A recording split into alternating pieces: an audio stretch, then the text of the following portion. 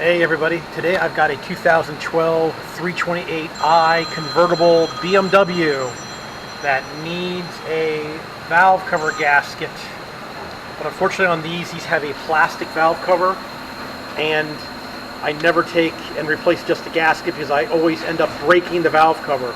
So we have a new valve cover here that we're going to be replacing today. It comes with the gasket and all new aluminum bolts. So the first step is we got to take all this crap off. Take the cabin air filter out. Then there is a couple screws here, screws there. This wire harness has to come out. We have to get all this stuff off so we can access this stupid plastic cover and then get to the back of the valve cover. There might be even more stuff back there we have to take out. Let me get some of this taken apart and I'll come back.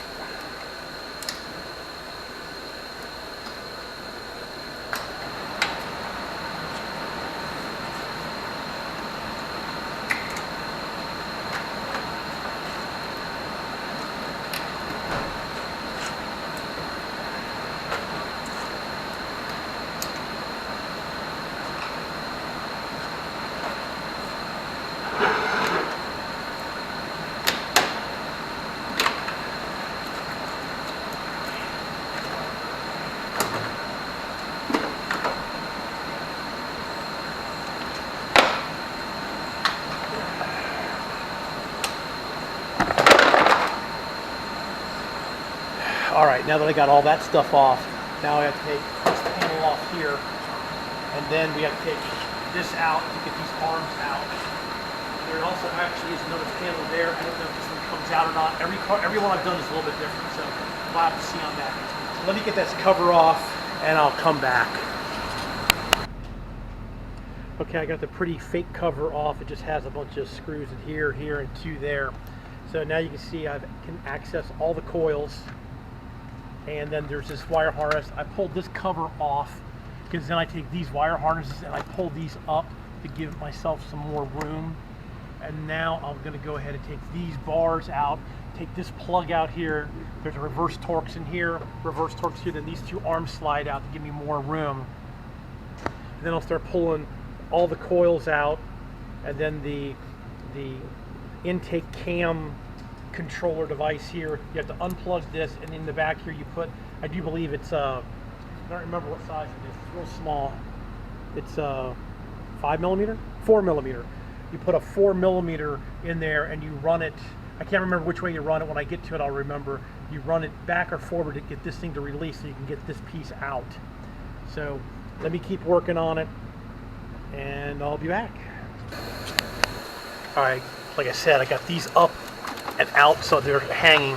So now the next thing I'm going to do, I'm going to unplug this. I'm going to come up front here and I'm going to unplug this wire and these wires that run into this plastic piece. This is where the injectors plug in. I have to lift this whole plastic piece up. This is the oxygen sensor connector. That's the oxygen connector. I have to disconnect those, put those wires over there. Disconnect all the coils, get all the wires out of that, and get this wire harness flipped down out of the way. So that's what I'm going to be doing next. Okay, I got this disconnected. As you see, there's 6 connectors here that plug into all the injectors.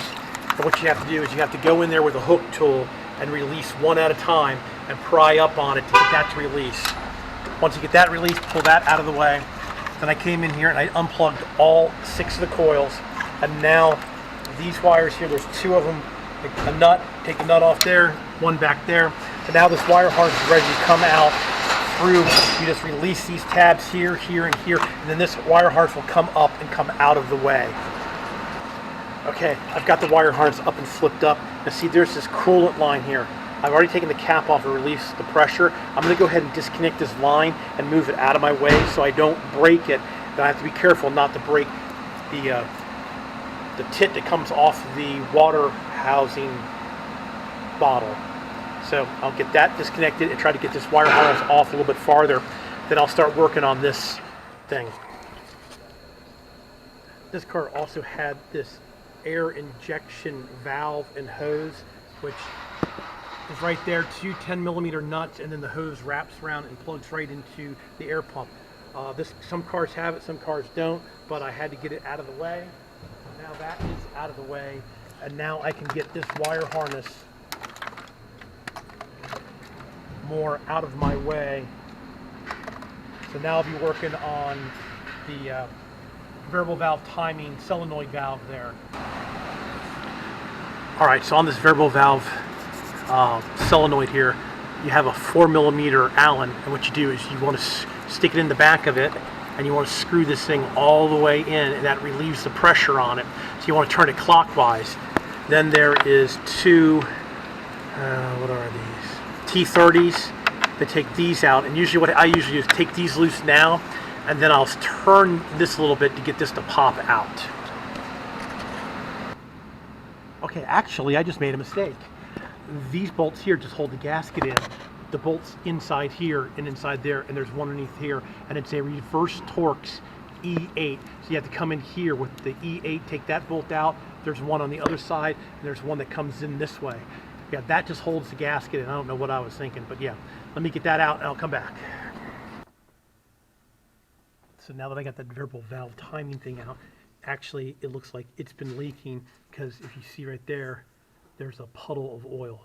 And then the puddle of oil runs down the valve cover down here onto the exhaust and starts to smoke. But it's also very wet back there.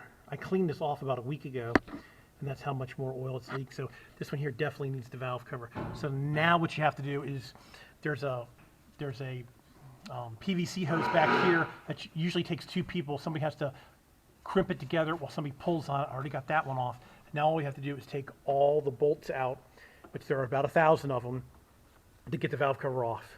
All right, everybody. Well, I'm going to let it go at this one, but there's an overview of what is required to get down to the valve cover, to replace the valve cover. So now all I have to do is take all the bolts out, get the valve cover off, clean up the surfaces, put everything back. All right, everybody. Thanks a lot for watching.